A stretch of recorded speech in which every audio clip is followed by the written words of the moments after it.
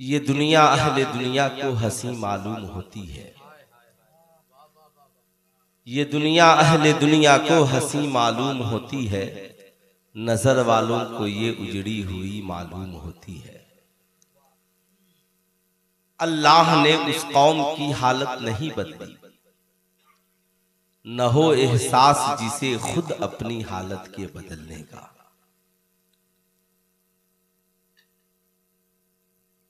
निकल कर खानकाहों से अदा कर रस्म शब्बीरी, ये पैगाम डॉक्टर इकबाल ने जमाने को दिया था। हम जब दरसगाहों में बैठते हैं तो शरीयत की याद आती है, और खानकाहों में बैठते हैं तो तरीकत की याद आती है। शरीयत के बगैर तरीकत का वजूद नहीं है। जो शरीयत पर चल सकता है वही तरीकत पे चल सकता है, इसलिए कि शरीयत तरीकत का पहला जीना है। जैसे शरीयत ये कहती है कि 5 वक्त की नमाजें पढ़ो, लेकिन सरकार 6 वक्त की नमाजें पढ़ते थे। जितने खुदा वाले हैं ये 5 वक्त की नमाज नहीं 6 वक्त की नमाजें पढ़ते हैं। तो ये 5 वक्त वाले जो हैं इनका अमल शरीयत पर है, और जो 6 वक्त की नमाजें पढ़ते हैं इनका अमल तरीकत पर है। आज अफसोस है ताजुद्दीन भाई, 6 अंगूठियां पहनकर लोग कहते हैं हम तरीकत वाले, कमर तक बाल बढ़ाकर लोग कहते हैं हम तरीकत वाले। साहब हाथ में काड़ा कड़ा पहनकर कहते हैं हम तरीकत वाले हैं। मैं कहता हूं अगर तरीकत वाले हो तो गौसे आजम ने 6 वक्त की नमाजें पढ़ी हैं, तुम भी पढ़ो। ख्वाजा गरीब नवाज ने 6 वक्त की नमाजें पढ़ी हैं, तुम भी पढ़ो। ख्वाजा कुतुबुद्दीन ने 6 वक्त की नमाजें पढ़ी हैं, तुम भी पढ़ो। महबूबे इलाही ने 6 वक्त की नमाजें पढ़ी हैं, तुम भी पढ़ो। हजरत सरकारे सुरकाही ने 6 वक्त की नमाजें पढ़ी हैं, तुम भी पढ़ो। आला हजरत ने 6 वक्त की नमाजें पढ़ी हैं, तुम भी पढ़ो। इसलिए कि 5 वक्त की नमाज ये शरीयत का तकाजा है, और 6 वक्त की नमाज ये तरीकत का तकाजा। अब एक बात और बता दूं ताकि आपके जहन में ये बात आ जाए कि शरीयत तरीकत की पहली मंजिल है। शरीयत ये है कि इंसान 100 रुपए कमाए तो 2.5 रुपए ज़कात में दे दे, और तरीकत ये है कि सारा का सारा खजाना खुदा की रजा के लिए दे दे।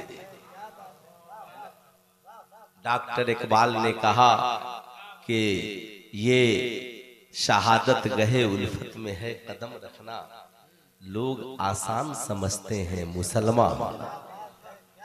ये शहादत गहे उल्फत में है कदम रखना, लोग आसान समझते हैं मुसलमान। मैं कहूंगा नहीं, आपने ताजुद्दीन भाई से सुना जलसा बहुत कामयाब हुआ। जितने जलसे में हम लोग जाते हैं, महबूब गौहर साहब जलसे वाले को तसल्ली दे रहे थे, टेंशन मत लीजिए, जलसा बहुत कामयाब हुआ। खानकाहों में जलसे कामयाब नहीं किए जाते, खानकाहों में इंसान कामयाब किए जाते हैं।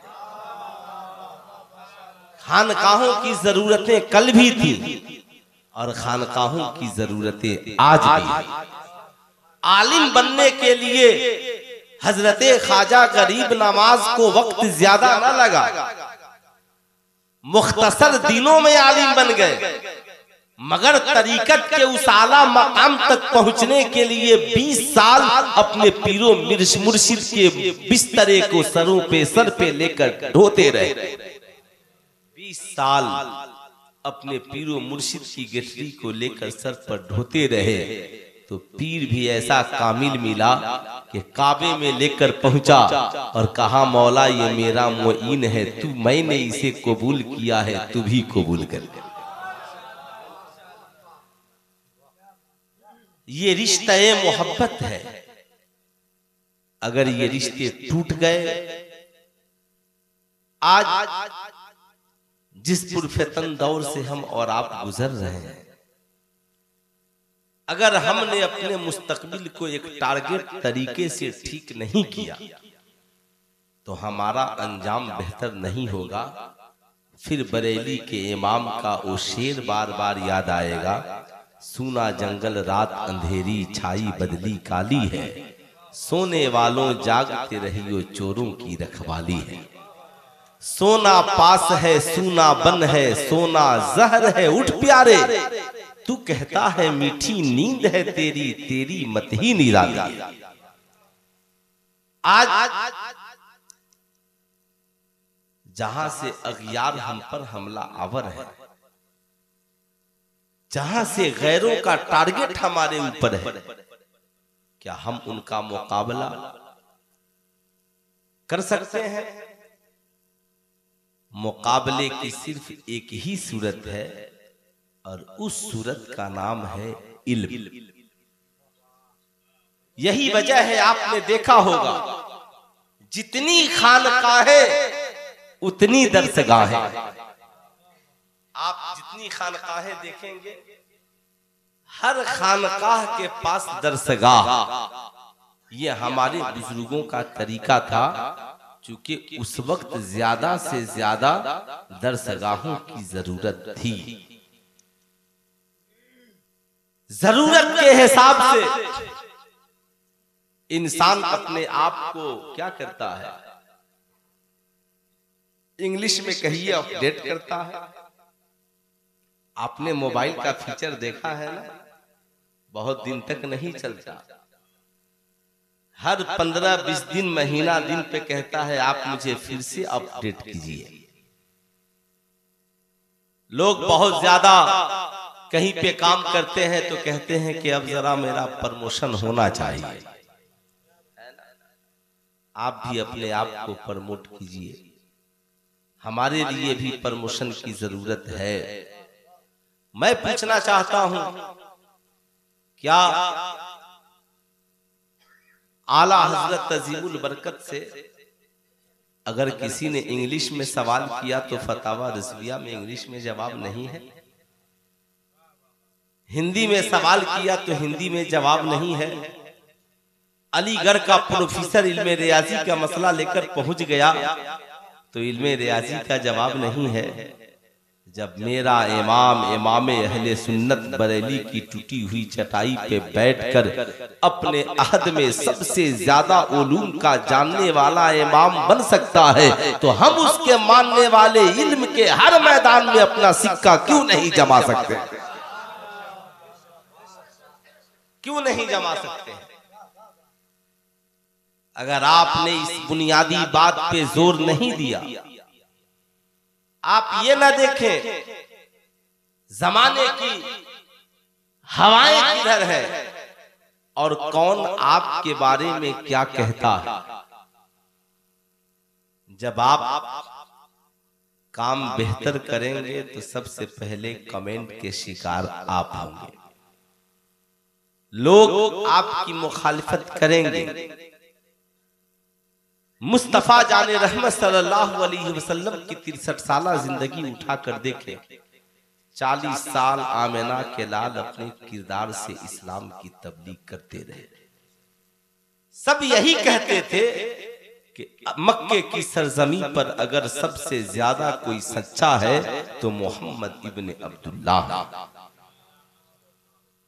पूरी दुनिया में एक नाम गूंजा और सबने माना कि इस वक्त इस कायनात में अगर सबसे ज्यादा कोई सच्चा और अच्छा इंसान मौजूद है तो मोहम्मद इब्ने अब्दुल्लाह सल्लल्लाहु अलैहि वसल्लम मौजूद है। लेकिन जब नबी ने सच्ची बात की, क़ुलू ला इलाहा इल्लल्लाह तुफ्लिहू, ऐ लोगों कलमा पढ़ो कामयाब हो जाओगे, तो माज़अल्लाह आप किताबें उठा करके पढ़ें। किसी ने काहिन कहा, किसी ने जादूगर कहा, किसी ने कुछ कहा, किसी ने कुछ कहा, हद तो ये है अपने घर वाले भी मुखालिफ हो गए, खानदान खिलाफ में खड़ा हो गया। ये मुकद्दर की बात थी। अबू जहल कलमा न पढ़ सका और काफिरों का सरदार हो गया।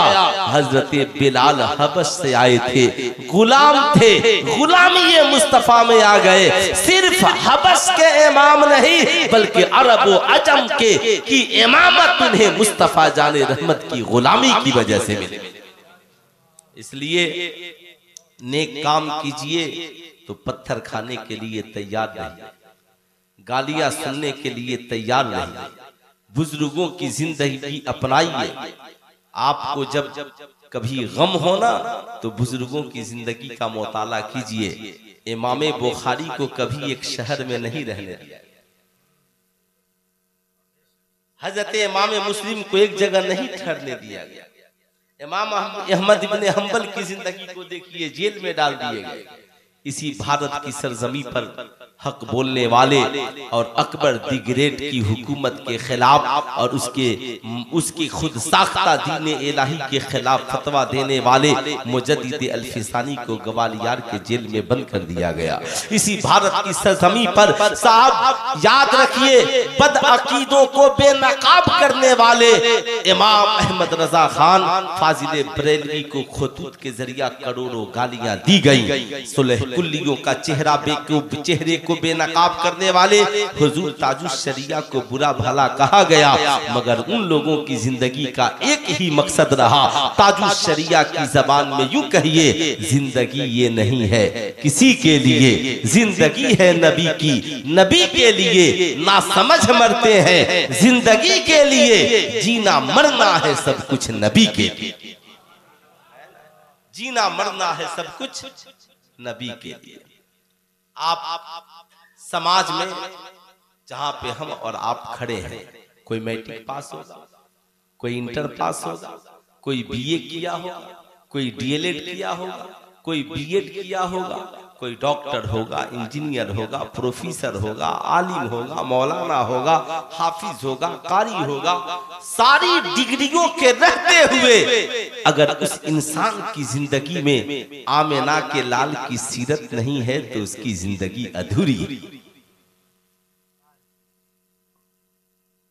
अधूरी है।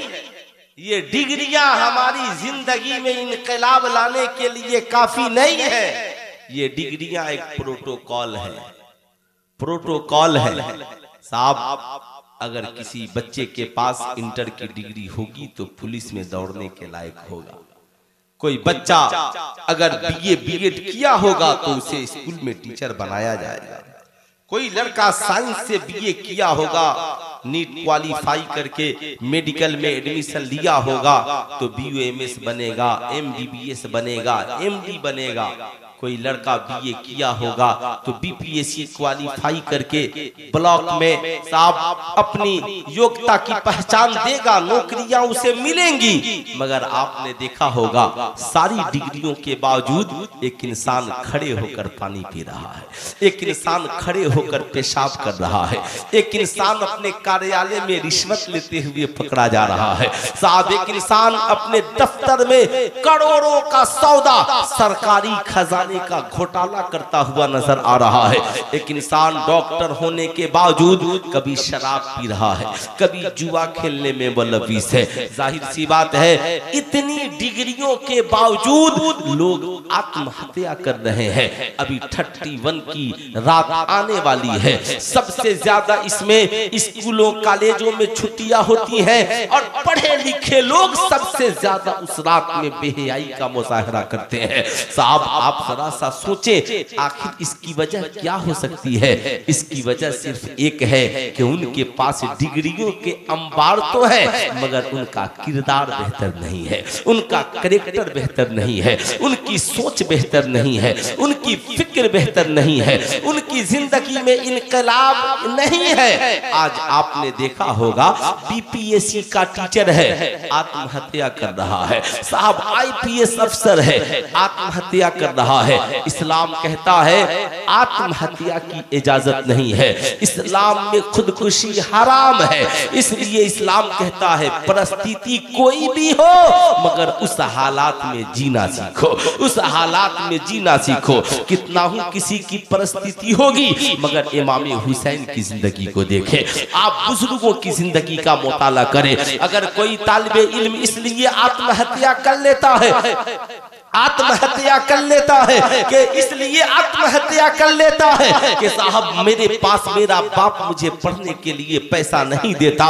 या मेरे पास दौलतें नहीं है, मैं आत्महत्या कर लूं, तो उसे सरकार बड़े पीर दस्तगीर की जिंदगी का मुताला करना चाहिए। आज मैं आपसे पूछना चाहता हूं, अगर आप ये कहते हैं कि साहब हमने तो बहुत सारी डिग्रियां हासिल कर ली, हमने कामयाबी हासिल नहीं की, मैं कहना चाहूंगा एक इंसान डॉक्टर भी हो और साथ में नबी की सीरत का मुताला भी हो और आशिके मुस्तफा भी हो तो डॉक्टर भी होगा और शराब पीने वाला नहीं होगा, जुआ खेलने वाला नहीं होगा, जना करने वाला नहीं होगा, रिश्वत का बाजार गर्म करने वाला नहीं होगा।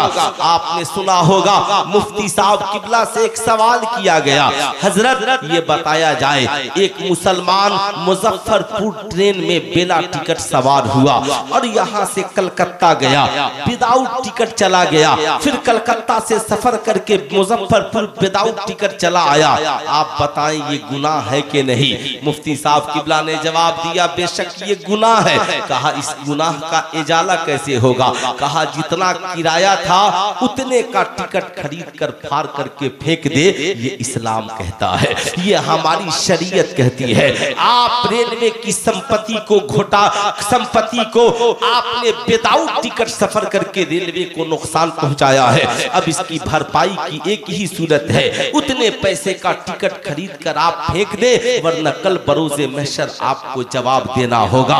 कहां गए वो लोग जो सरकारी में महकमे में होते हुए सरकार के पैसों को घोटाला करते हैं? इसलिए आज जो लोग कहते हैं कि शरिया कानून का निफाज चल रहा है, मैं कहूंगा जिस दिन शरीयत का निफाज हो गया कोई आपका अधिकारी चोर नहीं मिलेगा, कोई डॉक्टर रिश्वत लेने वाला नहीं मिलेगा, कोई एमआर के नाम पे पैसा लूटने वाला नहीं मिलेगा।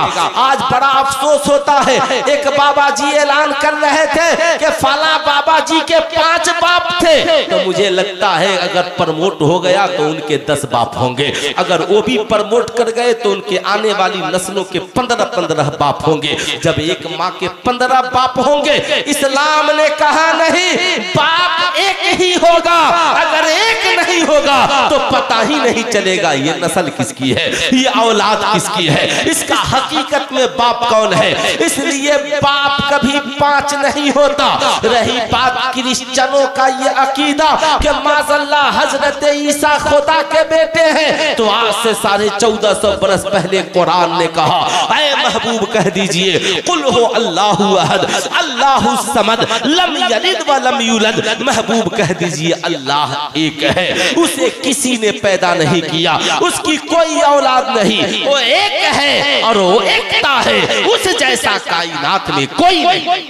नारे तकबीर, नारे रिसालत, सूफियाए मिल्लत कॉन्फ्रेंस, मुफ्ती सुल्तान रज़ा साहब क़िबला सिवानी जिंदाबाद। वाह वाह वाह। अब सुनिए, अगर आपके हिसाब से ये लगता है कि साहब अभी एक मैसेज आया मेरे मोबाइल पर, किसी मेरे फ्रेंड ने किया था कि हो सकता है हमारी जिंदगी का ये आखिरी महीना हो, इसलिए मुझसे जो खताएं हुई उसे माफ कर दीजिए। मैंने कहा बहुत अच्छा प्रोटोकॉल है ना, दिल भाई का दुखाइए और माफी मोबाइल पर मांगिए, दिल आमने सामने दुखाइए और माफी मोबाइल पे मांगिए। आज भी कुछ लोगों का हाल है, दिल भाई का दुखाते हैं, माफी जाकर के खानकाह में पीर साहब से मांगते हैं, दिल माँ का दुखाते हैं, माफी जाकर के मस्जिद में मांगते हैं। साहब याद रखिए, जब तक जिसका दिल आपने दुखाया है आप उससे माफी नहीं मांगेंगे तो ना ही खुदा माफ करेगा ना ही मुस्तफा माफ।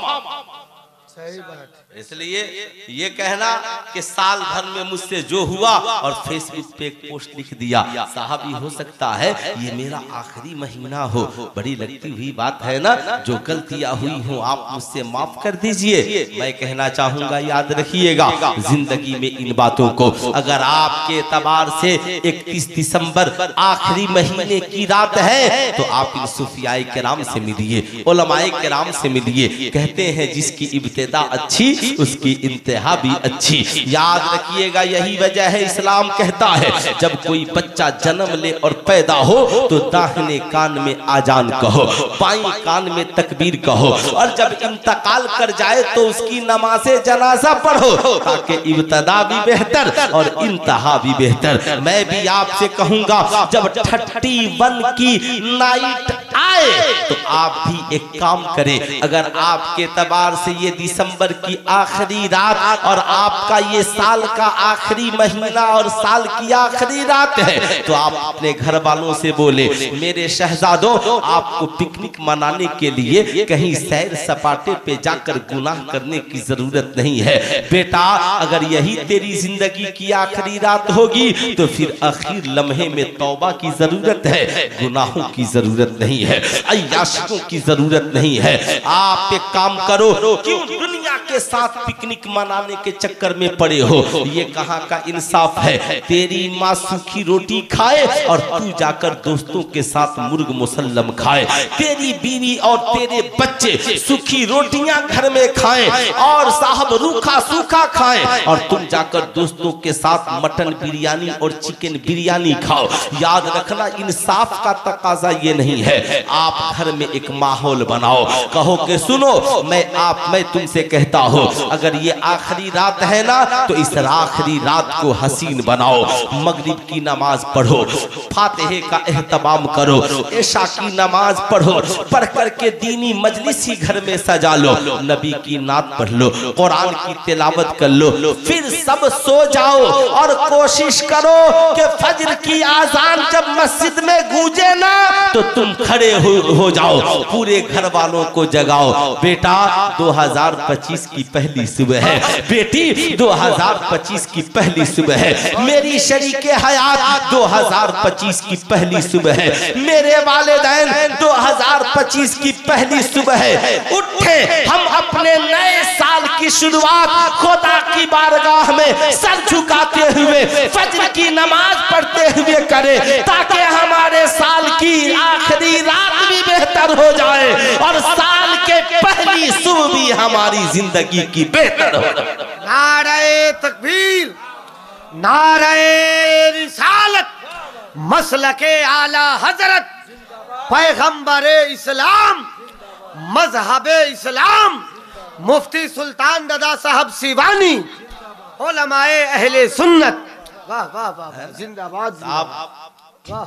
ये याद रखें, जिंदगी में ये कहां से इंसाफ का तकाजा है। हम मुसलमान हैं तो ईमानी मुजाहरा करें। मुझे याद है मैं इसी 19 तारीख को गोरखपुर एयरपोर्ट पर प्लेन की ताखीर की वजह से खड़ा था, बहुत जोरों की प्यास लगी थी, तो मैंने सोचा पानी खरीद लूं, तो उसका स्कैनर काम नहीं कर रहा था। मैंने अपने ट्रॉली बैग से गिलास निकाला और निकाल कर गया जहां से पानी निकलता है पीने वाला। मैं पानी भरता और बैठकर पीता, भरता बैठकर पीता। हमारे एक बरादरे वतन देख रहे थे, काफी देर से देख रहे थे, करीब आए, कहा मौलाना साहब आप जिस तरीके से पानी पिए यही पानी पीने का सही तरीका है। मैंने कहा आपको ये कैसे पता चला कि ये पीने का सही तरीका है?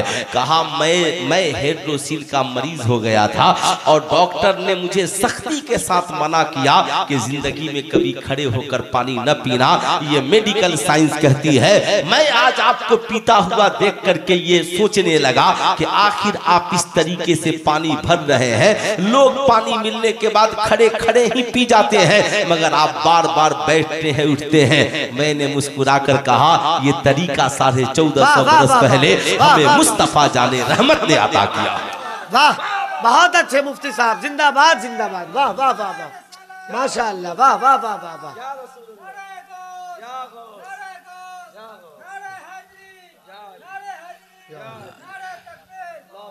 देखिए आज लोग हालात का रोना रोते हैं, हर बात में हालात बेहतर नहीं है, हालात बेहतर नहीं है। दोस्त हालात का रोना क्यों रोते हो? ख्वाजा गरीब नवाज जब इंडिया में इस्लाम फैलाने आए तो हालात उनके मुवाफिक थे या मुखालिफ थे? मुखालिफ थे। सरकारे सुरकाही ने जब यहाँ दीन का काम किया तो हालात उनके मुवाफिक थे या मुखालिफ थे? आला हजरत ने जब बदअकीदों का रद्द किया तो हालात उनके मुवाफिक थे या मुखालिफ? मुखालिफ। हुजूर ताजुश शरिया ने जब इस अहद में सुलह कुल्लियों की पहचान कराई तो हालात उनके मुवाफिक थे या मुखालिफ थे? हर दौर में जब आप किसी की गलती की निशानदेही करेंगे और कुफ्र की और गलत कामों की मुखालफत करेंगे तो हालात कभी आपके मुवाफिक नहीं होंगे। इसलिए हालात का रोना मत रोइए। अभी मैं एक दिन हैरत में था कि मैं ड्यूटी करके और खेत की पगडंडी पकड़े हुए चला रहा था। यूं ही पुलिया पर चढ़ा तो देखा 10-20 नौजवान 2-4 मोटरसाइकिल रखकर बड़ा सा केक रखकर मोबाइल में गाना बजाकर गा रहे हैं, नाच रहे हैं और एक दूसरे को केक खिला रहे हैं। मैंने देखा तो बड़ा अफसोस हुआ कि ये कैसे नौजवान हैं, अपनी बर्थडे पार्टी मनाने के लिए आवारा दोस्तों का चुनाव करते हैं। मैं ये नहीं कहता कि बर्थडे पार्टी मनाना नाजायज है, हर चीज के दो पहलू होते हैं, इसे याद रखिए। इसका नाम मोबाइल फोन है। अगर मैं इसमें पूछूं कि मोबाइल का रखना कैसा है तो जिसे इससे तकलीफ पहुंची होगी कहेगा मौलाना साहब बिल्कुल ठीक नहीं, और जिसे इसका फायदा मालूम होगा वो कहेगा मौलाना साहब बहुत अच्छा है, मोबाइल रहेगा ना तो बहुत काम हो जाएगा। एक नौजवान था और परदेश जा रहा था।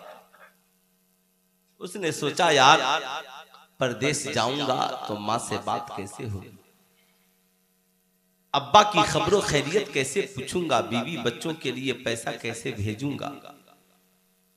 चलो एक मोबाइल फोन खरीदता हूं, कम से कम दूर रह करके मोबाइल के जरिया माँ की मोहब्बत भरी आवाज तो सुन पाऊं, बीवी बच्चों की खबरों खैरियत तो मिल जाएगी। कुरान शरीफ कहां कहां लेकर जाऊंगा, तरक्की याफ्ता जमाना है। ताजुद्दीन वारसी साहब से कुरान कंजुल ईमान का PDF लोड करा, वो भी नहीं समझ में आया तो YouTube में बोलकर कंजुल ईमान का तर्जमा तफसीर सुन लूंगा। और आगे बढ़ा, कहा मोबाइल रहेगा तो जब ड्यूटी से थक हार कर आऊंगा तो अहले सुन्नत वल जमात के अजीम शायरों की नातखानी सुन लूंगा, तबीयत में बहाल आ जाएगी, उलमा के मसाइल सुन लूंगा, बयान सुन लूंगा। और कुछ नहीं तो कहां बैंक में धक्के खाऊंगा, मोबाइल पे फोन पे चलाऊंगा, बीवी को पैसे की जरूरत होगी भेज दूंगा, माँ को पैसे की जरूरत होगी भेज दूंगा, गरीबों की मदद इसके जरिया करूंगा। बुखारी शरीफ की पहली हदीस है, इन्नमल अमालु बिन्नियात कुल्लु लिइम्रिइन मा नवा। अमाल के दारोमदार नियत पर है। याद रखिएगा हर शख्स का वही अमल है जो उसकी नियत है। इसलिए आपसे मैं कहना चाहूंगा उसका इरादा नेक है, इसलिए उसका मोबाइल खरीदना सवाब, मोबाइल का रखना सवाब, मोबाइल का इस्तेमाल करना सवाब, मोबाइल पे फोन पे चलाना सवाब, माँ से गुफ्तगू करना सवाब, मोबाइल पे कुरान शरीफ का पढ़ना और सुनना सवाब। मगर एक नौजवान के जहन में आवारगी आ गई, उसने बाप को फोन किया, मेरे बाप मेरे लिए जल्द मोबाइल फोन खरीद कर भेज दो या पैसा भेजो। बड़ा ही आईफोन नया वाला आया है, 50-60 हजार का लेना है। नियत ये है रील बनाऊंगा, गाना सेट करूंगा, खुद भी सुनूंगा, दूसरों को सुनाऊंगा। अब इस मोबाइल के जरिए IPL में सट्टा खेलूंगा, गर्लफ्रेंड से गुफ्तगू करूंगा। तो चूंकि नियत में खराबी है इसलिए उसका मोबाइल खरीदना गुनाह, उसका मोबाइल रिचार्ज कराना गुनाह, उसका मोबाइल रखना गुनाह। इसलिए नियत बेहतर कीजिए, आपको हर अमल का बेहतर सवाब मिलता चला जाए। मिलता चला जाएगा। मैं उन नौजवानों से कहूंगा जो माँ बाप को छोड़कर, भाई बहन को छोड़कर, घर वालों को छोड़कर आप दूसरे आवारा दोस्तों के साथ अपनी पैदाइश के दिन नाच रहे हो, तो कभी रात की तन्हाई में सीने पे हाथ रख करके सोचना, जिन दोस्तों को तुमने केक खिलाकर खुश करने की कोशिश की, मेरा दोस्त केक खाएगा खुश हो जाएगा, मेरा दोस्त मिठाई खाएगा खुश हो जाएगा, क्या तुमने मुस्तफा जाने रहमत सल्लल्लाहु अलैहि वसल्लम की हदीस का मुताला नहीं किया? अल्लाह के नबी इरशाद फरमाते हैं, जिस शख्स से उसके माँ और बाप राजी होते हैं उससे अल्लाह और उसका रसूल भी राजी होता है, और जिस शख्स से उसके माँ और बाप नाराज होते हैं उससे अल्लाह और उसके रसूल भी नाराज होते हैं। वो नौजवान जो दोस्तों को खुश करने में लगा है वो भूल जाता है कि मेरी पैदाइश की वजह दोस्त नहीं, मेरे माँ और बाप है। आज ही के दिन, जिस दिन मैं नाच रहा हूँ, गा रहा हूँ, दोस्तों के साथ खुशी की पार्टी सेलिब्रेट कर रहा हूँ, इस दिन मेरी पैदाइश के वक्त जो दर्द के झटके मेरी माँ ने महसूस किए, क्या मैं उसका हक अदा कर सकता हूँ?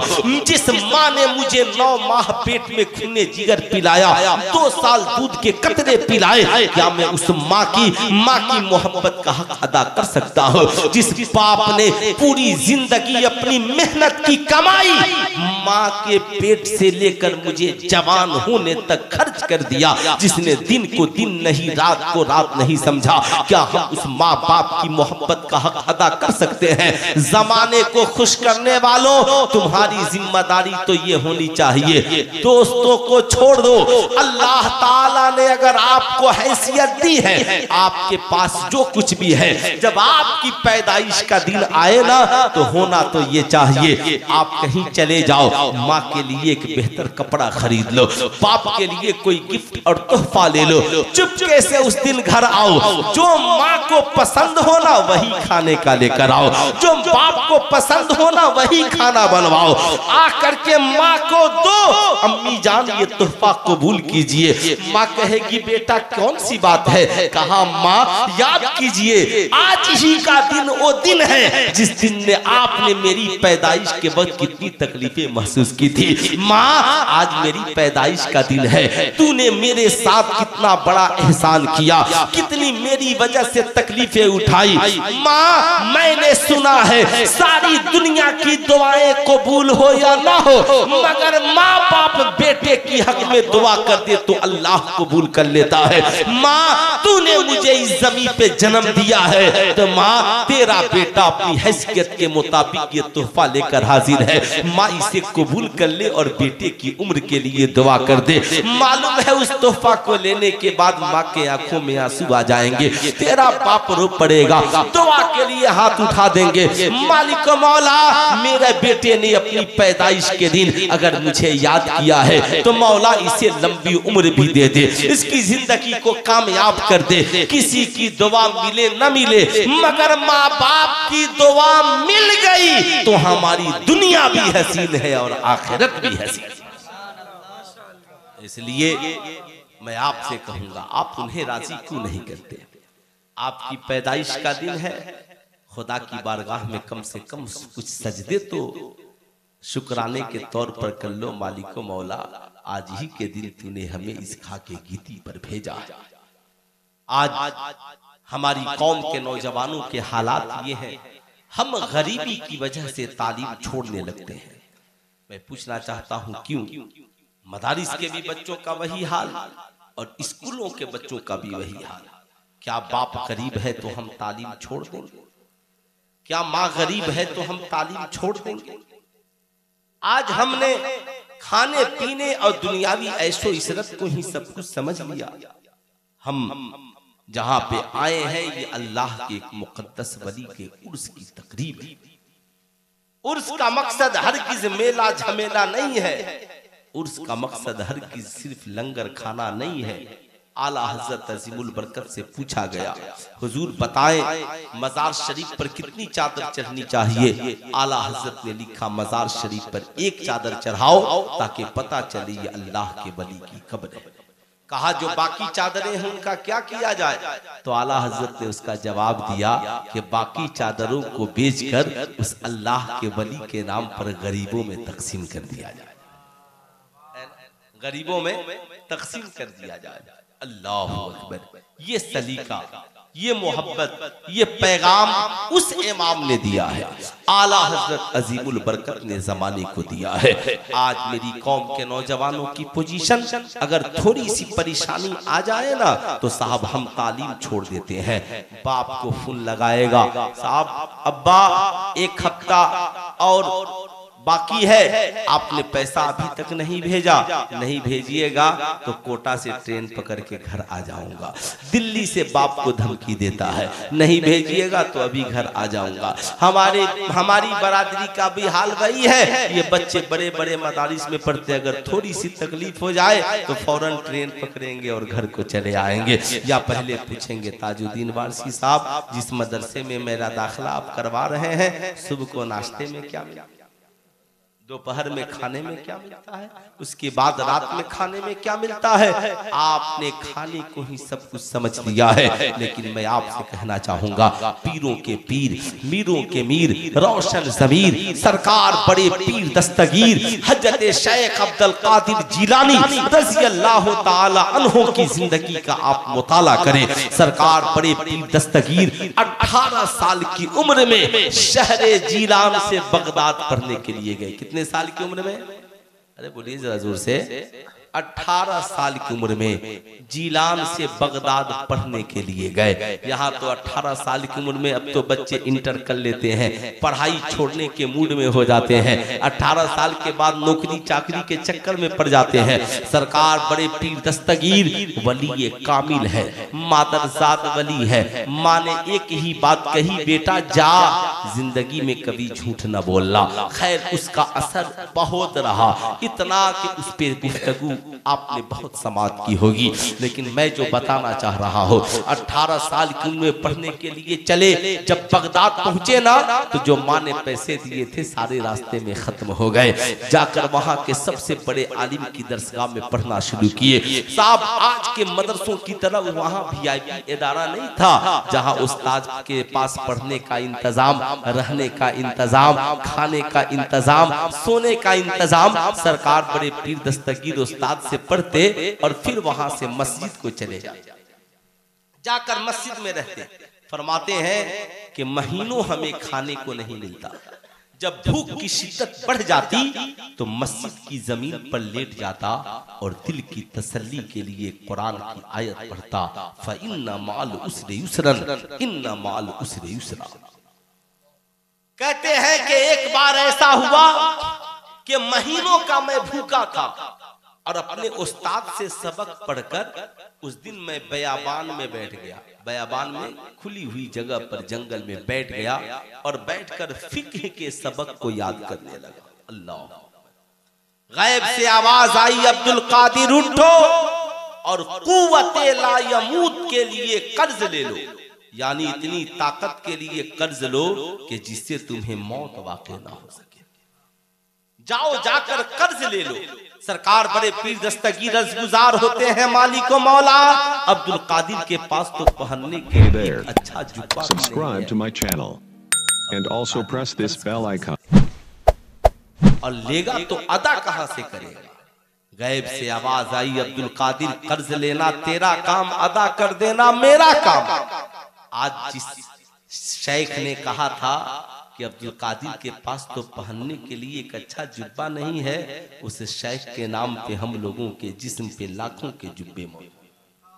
उस शेख के नाम पे हमारे पास कितनी हसीन पगड़ियां और अमामे मौजूद है। आपने अब जलसों का प्रोटोकॉल देखा होगा, जितने जलसे उतने जुब्बे, वो हसीनो जमील जुब्बे, वो खूबसूरत जुब्बे, है ना। एक दिन अल्लामा मुफ्ती अब्दुल मुबीन नुमानी साहब इस्लाह फरमा रहे थे मेरी तकरीर के बाद, तो मैं दुआ कर रहा था कि अच्छा हुआ कोई नया शायर वहां नहीं था, वरना वो फरमा रहे थे कि ये जितने चमकीले लगे हुए हैं ये सब निकाल के फेंक दो, ये औरतों के लिए। औरतों के लिए है। मैं ये सोच रहा था, आपसे मैं पूछना चाहता हूँ, सीने पे आप हाथ रखकर ईमानदारी से बताइए, हमने गौसे आजम के नाम के कितने लंगर खाए हैं, उनके नाम की कितनी बिरयानी खाई है, उनके नाम के फातिहे के तबर्रुक के कितने मजे और लुत्फ हमने उठाए हैं। अल्लाह अकबर, जिस गौस के नाम पे जमाना खा रहा है, वो मेरा गौस महीनों भूखे रहकर बयाबान में बैठकर भूखे और प्यासे रब की रिज़ा के लिए इल्म हासिल कर रहा है और फिक्र के सबक को बैठकर याद कर रहा है। हमारे बच्चे कहते हैं हम कामयाब नहीं होते। आपने किताब को अपना साथी बनाया कहाँ? आपने मोबाइल को अपना साथी बना लिया, जबकि मोबाइल को जरूरत के लिए इस्तेमाल कीजिए। याद रखिए, मुस्तफा जाने रहमत का जमीन पर अगर कोई साथी बनकर के आया तो कोई इंसान बनकर नहीं आया, कोई फरिश्ता बनकर नहीं आया। अगर आसमान से जमीन पर नबी का कोई साथी बनकर आया है तो रब फरमाता है कद जाअकुम मिनल्लाहि नूरुम व किताबुम मुबीन। नबी का साथी आसमान से जमीन पर जो बनकर आया है वो कुरान कराया। इसलिए मोबाइल को जरूरत के लिए इस्तेमाल कीजिए और हर मर्द औरत बच्चे बूढ़े जवान किताब को अपना साथी बनाइए, किताब को अपनी जिंदगी का साथी बनाइए। सरकार बड़े पीर दस्तगीर ने जब सुना, गैब से आवाज आई, अब्दुल कादिर कर्ज लेना तेरा काम, अदा कर देना मेरा काम। उठे, हिम्मत बांध कर नानबाई की दुकान पर गए, रोटी बनाने वाली की दुकान पर। जाने के बाद सलाम किया, नानबाई भी खुदा वाला था, जवाब दिया, कहा हुजूर कैसे आना हुआ? कहा मैं तुझसे कर्ज लेने आया हूँ। बोला हुजूर कर्ज की क्या बात, मैं भी आपका ये दुकान दिया, आप जो चाहे ले ले। कहा नहीं मैं कर्ज लूंगा मगर एक शर्त है। कहा हुजूर आप हुक्म फरमाएं, क्या शर्त है? कहा शर्त ये है अगर मैं जिंदा रहा और कुछ मयसर आ गया तो कर्ज अदा कर दूंगा, और अगर मौत आ गई तो तुम मुझे माफ कर देना। उसने कहा हुजूर मंजूर है। कहा अगर मंजूर है तो रोजाना तुम मुझे सिर्फ 1.5 रोटियां कर्ज देना। कितनी रोटियां? बोलिए कितनी रोटियां? आज हम लोगों के साथ ये मामला हो तो 1.5 रोटियां कर्ज देना।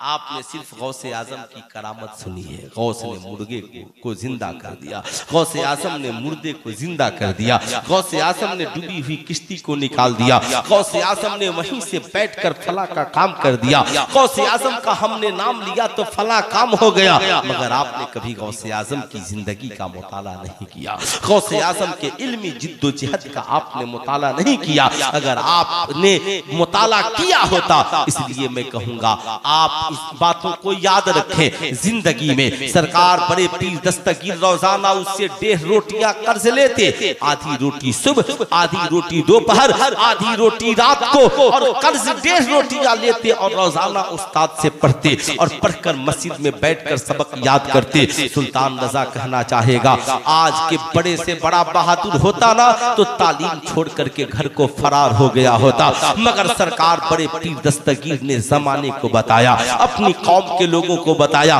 देख जिस मुहियुद्दीन ने दीन को फिर से जिंदा किया वो तेरा पीर नहीं बल्कि तेरे पीर का भी पीर। देख 1.5 रोटियां कर्ज लेकर इल्मी जिद्दोजहद कर रहा है। जब 1.5 रोटियां कर्ज लेकर पढ़ने वाला अब्दुल कादिर जीलानी जब पढ़कर बना है तो दुनिया में इनकलाब आया है। जब पढ़कर बने तो सिर्फ आलिम नहीं बल्कि आलिमों के इमाम बनकर निकले, मुफस्सिर नहीं इमामुल मुफस्सिरीन बनकर निकले, सिर्फ मुहद्दिस नहीं इमामुल मुहद्दिसीन बनकर निकले, सिर्फ वली नहीं वलियों के सुल्तान बनकर निकले।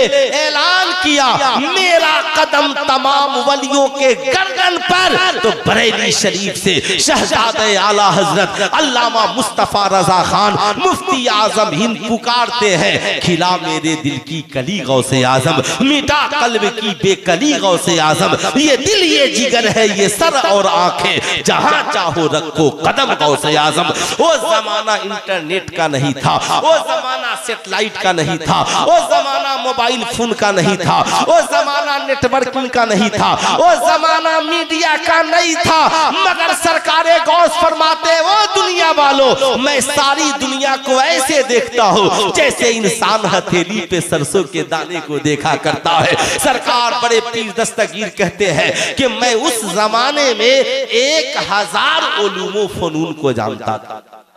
कितने हजार? 1000। उनके इल्मी जलाल को देखकर बादशाह वक्त ने कहा, हुजूर मेरी हुकूमत में आपसे बड़ा इल्म वाला, ज़ुहद तकवा वाला, शान शौकत वाला कोई नहीं, इसलिए मुझे ज़ेब नहीं देता कि मैं अकेले हुकूमत करूं। आधी हुकूमत आप ले ले और आधी हुकूमत मैं ले ले। सरकार बड़े पीर दस्तगीर ने कहा, अब्दुल कादिर दौलत हासिल करने के लिए नहीं पढ़ा, बल्कि सरकार के इल्म को जमाने तक पहुंचाने के लिए पढ़ा है। इसलिए मैं आपसे कहूंगा, जब आप बुजुर्गों के फातिहे की महफिल सजाएं ना, तो उन बुजुर्गों की सीरत भी बताएं। आप जब सरकारी सुल्काही का फातिहे का इहतमाम करें तो कम से कम उनकी जिंदगी का एक गोशा, बेटा तू माँ से मोहब्बत नहीं करता, सरकारी सुल्काही तो पैदा हुए तो हर रोज माँ के कदमों में सो जाते। आप बताएं, आप बताएं, आप आला हजरत के नाम का फातिहा कराते हैं तो बताएं बेटे, आला तुम तो 2-4 उलूम भी नहीं हासिल कर पाए, आला हजरत तो इस सदी में 100 उलूम से जायद जानने वाले हैं। जब ताजुश शरिया की बात आए तो आप बताएं कि ताजुश शरिया हक्को आलिम थे। याद रखिएगा, जिसने जो जिस जबान में सवाल किया ताजुश शरिया ने उस जबान में जवाब दिया है। मैं आपसे कहना चाहूंगा, आप ये बताएं, इसलिए आप अपने छोटे छोटे बच्चे बच्चियों को जब 11वीं आए ना और सरकार बड़े पीर दस्तगीर की फातिहा कराएं तो अपनी कौम के हर बच्चे बच्चियों को ये बताएं, बेटा सरकार बड़े पीर दस्तगीर महीनों महीनों अपने पढ़ने के जमाने में भूखे रहा करते थे, 1.5 रोटियां कर्ज लेकर पढ़ते थे और पढ़कर उस जमाने के सबसे बड़े इल्मदा बने, सबसे बड़े मुफक्किर बने, सबसे बड़े मुफ्ती बने। बेटा तुम भी कभी जिंदगी में गरीबी की वजह से तालीम मत छोड़ना, खाने पीने की वजह से तालीम मत छोड़ना। आपसे मैं कहना चाहूंगा, ये खानकाहें सिर्फ हमें मुर्ग मुसल्लम बिरयानी और जलसा जुलूस का ही दर्स नहीं देती, ये खानकाहें हमें लंगर खिलाकर बुजुर्गों से मोहब्बत का दर्स देती है। इसलिए उर्स का असल मकसद चादर नहीं है, उर्स का असल मकसद गागल नहीं है, उर्स का मकसद ये मेले झमेले नहीं है, उर्स का असल मकसद ये है कि बुजुर्गों के किरदार को समाज में आम किया जाए। जो कौम मदर टेरेसा को पढ़ रही है वो कौम शेख अब्दुल कादिर जिलानी को पढ़ने वाली है। हम उस नजरिए से अपने बुजुर्गों की सीरत को पेश नहीं करते। सरकार गौसे आजम की खानका में कोई गरीब आता तो भूखा रहता क्या, कोई नंगा आता तो बगैर कपड़ा के जाता क्या? साहब बताएं, सरकार सुल्काही की बारगाह में कोई नंगा भूखा रहता था क्या? अगर मदर टेरेसा स्कूल में पढ़ा कर आकर मरीजों की खिदमत करती थी तो खानकाहों में तो करोड़ों मरीज आकर शिफा पा जाते हैं। फिर यहाँ के निसाबों में इन बुजुर्गों की जिंदगी को क्यों नहीं डाला जाता? सिर्फ बिहार के उर्दू की किताब में हजरत शेख शरफुद्दीन यहिया मनीरी के बारे में कुछ हालात मिलेंगे। इसलिए मैं आपसे कहूंगा, ऐ मेरी कौम के नौजवानों सुनो, अब वो दौर नहीं रहा कि बम चलाइएगा, बारूद चलाइएगा, बंदूक चलाइएगा। आप अपने अंदर इतनी क्वालिटी पैदा कीजिए कि सरकारी वर्दी भी आपके बदन पर हो और सरकारी रिवाल्वर भी आपके कमर में हो, वरना गोलियां मार दी जाएंगी सीने में। आपको वहां पहुंचना होगा, अपने बच्चों के अंदर जुनून पैदा करना होगा। आप क्यों सोए हो? जुनून पैदा करो, जुनून जो इल्म हासिल करने के लिए सरकार बड़े पीर दस्तगीर ने किया था, वो जुनून जो इल्म हासिल करने के लिए ख्वाजा गरीब नवाज ने कायम किया, वो जुनून जो पढ़ने के लिए बरेली के इमाम अहमद रजा ने कायम किया। आप अपनी जिंदगी में क्यों नहीं अपने बच्चों की जिंदगी में जुनून भरते हो? याद रखना, जो तालीम इस्लाम में फर्ज है, ईमान और अकायद के मसाइल, हर मुसलमान मर्द औरत अमीर गरीब के लिए, गुस्ल के मसाइल, पाकी नापाकी के मसाइल, क्या हलाल क्या हराम, नमाज के मसाइल, रोजा के मसाइल, इतने मसाइल हर मुसलमान मर्द औरत अमीर गरीब के लिए जानना फर्ज। उसके बाद अमीर है तो ज़कात के मसाइल, और अमीर है तो हज के मसाइल। आलिम बनना फर्जे किफाया है, इसलिए कि एक आलिम एक गांव में इनकलाब लाने के लिए काफी। हाफिज बनना फर्जे किफाया है, एक बच्चा हाफिज बन गया तो पूरी बस्ती वालों की मगफिरत का जरिया बन सकता है। लेकिन बाकी यही वजह है कि आज 1% बच्चे ही मदारिस में पढ़ते हैं। बाकी क्या करें? तो मैं पूछना चाहता हूँ, बाकी क्या करें? सिर्फ मोबाइल चलाएंगे, गाना सुनेंगे, फिल्म देखेंगे, ड्रामा सुनेंगे और कल होकर कहेंगे हाँ हाँ जलसा कराने से क्या होता है, कहाँ कोई बदलाव आ गया। अरे पगला, साल में एक दिन गुलाम पीर साहब अगर एक रात सरकार की मोहब्बत की महफिल सजा देते हैं अपने वालिदे बुजुर्गवार की मोहब्बत में, तो सबको इस बात पे खुश होना चाहिए कि चलो कोई तो बंदा है जो एक रात अल्लाह रसूल के जिक्र के लिए वक्फ करता। तुम्हें खुशी होनी चाहिए। कुरान कहता है तावनु अलल बिर्रि वत तकवा ला तावनु अलल इस्मि वल उद्वान, भलाई और नेकी के काम में लोगों की मदद करो और मासियत और गुनाह में किसी की मदद। आजकल लोगों को कमेंट करने का भूत सवार है ना। पीर मियाँ बकरी और मुरीद मियाँ घास, जब जब पनके तब तब खास। सुल्तान रजा कहना चाहेगा हर पीर वैसा नहीं होगा, ये वो जाहिल पीर होगा जो मुरीद की घास को खाने की बात करेगा। यहाँ तो अल्लाह रब्बुल इज्जत ने पीर देखना हो तो कभी ताजुश शरिया की हवेली की तरफ चलकर देखो, सरकारे सुरकाही की जिंदगी को पढ़कर देखो। मजाल तो है, लेकिन आज लोगों को कमेंट करने का शौक है। आला हजरत से किसी ने पूछा कि एक साहब कहते हैं कि तावीज का क्या असर होगा, है ना, क्या असर होगा। अल्लाहु अकबर। आला हजरत ने लिखा कि उससे पूछो कि तावीज का असर पूछता है ना।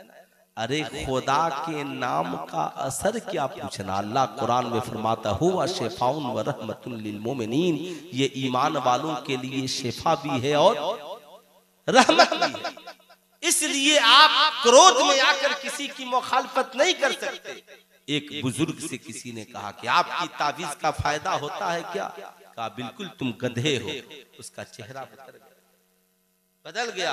कहा क्या बोल रहे हैं? अरे पगला, गधे के नाम का तो असर ये हुआ कि तेरा चेहरा बदल गया, अगर खुदा का नाम ले लिया जाए तो असर क्या हो? खुदा का नाम ले लिया जाए तो असर क्या हो? खुदा का नाम ले लिया जाए, खुदा का नाम ले लिया जाए तो फिर असर क्या होगा? मैं आपसे कहूंगा याद रखिए साहब, नहीं आज इसी ज़हनियत ने हमें इस मकाम तक पहुंचा दिया है। इसलिए मैं अपनी कौम के नौजवानों से कहूंगा आप पढ़िए, मिलजुल करके काम कीजिए। अल्हम्दुलिल्लाह आपकी बस्ती में किसी नौजवान के पास 10 बच्चों के पढ़ाने की सलाहियत है तो आप उसका सपोर्ट कीजिए और सपोर्ट करके 20 बच्चों की पढ़ाने की सलाहियत उसके अंदर पैदा हो जाए, उसके लिए साबिक कन्वेंट चलाने की सलाहियत पैदा हो जाए। याद रखिएगा, अभी आप घूमे नहीं हैं, आप सिर्फ एक छोटी सी बस्ती में रहते हैं, इसलिए आपकी अक्ल महदूद है। आपने मध्य प्रदेश के एक हाजी नसीम साहब का नाम सुना होगा। उतनी बड़ी हवेली, बड़ी बिल्डिंग मध्य प्रदेश में किसी मुसलमान के पास नहीं थी। सपनों का महल बनाए थे, मगर क्या हुआ? प्रशासन ने तोड़ फोड़ करके रख दिया। आपसे मैं कहना चाहूंगा याद रखिएगा, आपको अल्लाह ने दौलत दी है ना, दौलत, अरे यार जब आपका वजूद ही नहीं रहेगा तो ये दौलत बचेगी क्या? ना आप रहोगे ना आपकी ये दौलत रहेगी। इसलिए मैं कहूंगा नौजवानों से, आप वो दौर नहीं रहा। आपने नहीं देखा सोशल मीडिया पे हमारी बेटियों की नकाब वाली तस्वीर और हाथ में पत्थर लगाकर ट्रोल किया जा रहा है। सुल्तान रजा कहना चाहेगा ये पत्थर हाथ में देकर ट्रोल किसे कर रहे हो? अरे भारत में पदक जीतने वाली बेटी को जब सम्मान और इज्जत नहीं मिल सकी सकी। ये पत्थर चलाना मुसलमानों की पहचान नहीं, पत्थर खाकर दुआएं देना आमिना के लाल का किरदार है, मुस्तफा जाने रहमत की सुन्नत है। आपसे मेरी गुजारिश है कि आप अपनी इस बस्ती में छोटा ही सही हजरत मौलाना गुलाम पीर साहब किबला तेगी के अंदर ये सलाहियत है, जो आदमी 2-2.5 महीना मेहनत करके इतना बड़ा जलसा तमामी चीजों के बावजूद रात भर करा सकता है, और कौम के छोटे बच्चों के मुस्तकबिल के लिए एक निजाम और सिस्टम जरूर कायम कर सकता है। इसलिए जिसके अंदर क़यादत की सलाहियत हो, इस कौम ने क्या किया, जो लोग क़यादत के लायक थे उन्हें महरूम कर दिया। गुंडा, बदमाश, लुच्चा, लफंगा, अपराधी को आपने हीरो बना दिया। जाहिर सी बात है, इसलिए मैं आपसे कहूंगा ये बातें अपनी जगह है, लेकिन जहां पे वो खड़े हैं आपको खड़े होने की जरूरत है। अब आप वहां कैसे खड़े होंगे? आप तो मोबाइल चला करके 10 बजे दिन तक सोएंगे, सड़क पे दौड़ेंगे नहीं तो बिहार पुलिस में जाएंगे कैसे? आप आर्मी में सिलेक्शन आपका होगा कैसे? BSF में आप जाएंगे कैसे? मुझे तो लगता है कि हमारी कौम के नौजवान इसका ख्वाब भी नहीं देखते। ये शायद यही सोचते हैं बाबा टायर की दुकान किए तो हम भी टायर का पंचर बनाएंगे। शायर साहब ने तो यही कहा था कि टायर वालों पे तेगे अली का फैजान। अरे पगला, इस फैजान को महदूद मत करो कि टायर वालों पे सिर्फ तेगे अली का फैजान है, तो ये मुफ्ती कासिम बराहमी कौन है जो आलिम भी बने और आपके यहाँ MLA भी बने, विधायक भी बने? क्या उन पे सरकारे सुरकाही का फैजान नहीं था? अगर आपके यहाँ का कोई हिंदू बराबर वतन MP उनकी चौखट पे जाता है तो क्या उसके ऊपर सरकारे सुरकाही का फैजान नहीं होता है? आपने सरकारे सुरकाही के फैजान को टायर तक महदूद किया। मेरी अक्ल मारी गई है, हमारी अक्ल, उनके फैजान को ऊंचा बनाइए। इसलिए याद रखिए वहां पहुंचना है। आप सरकार, आप उनके नाम पे करोड़ों मदारिस खोले हैं, अब मदरसा बनाने की जरूरत नहीं है। बच्चों की बुनियादी तालीम को मजबूत करने के लिए हर जगह इस्लामिक मॉडल तेगिया प्ले स्कूल खोलिए, है ना साहब? आपकी जमीन हो जहां 100% लगता है वहां 50% लीजिए। वहीं पर नर्सरी, LKG, UKG में मदारिस के निसाब के साथ तमामी इंग्लिश, मैथ, तमामी को इंक्लूड कीजिए। आप अब कोई नहीं कह सकता कि मदरसे के बच्चों को इंग्लिश नहीं आती तो स्कूल में कौन पढ़ा रहा? बनारस के हिंदू यूनिवर्सिटी में बताओ ये दाढ़ी टोपी वाले कौन प्रोफेसर बने? इंडिया के ऊंचे ऊंचे पोस्ट पर मदरसे के पढ़े लिखे दाढ़ी टोपी वाले आपको मिलेंगे। मैं आपसे कहूंगा ये बातें बहुत पुरानी थी कि फला को इंग्लिश नहीं आती, फला को हिंदी और मैथ नहीं।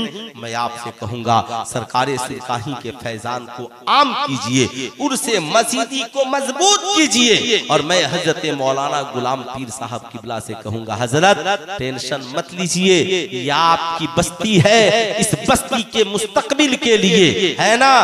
गलत रवि से मनाजिल का बोध बढ़ता है, मुसाफिरों रवि से कारवां बदलना।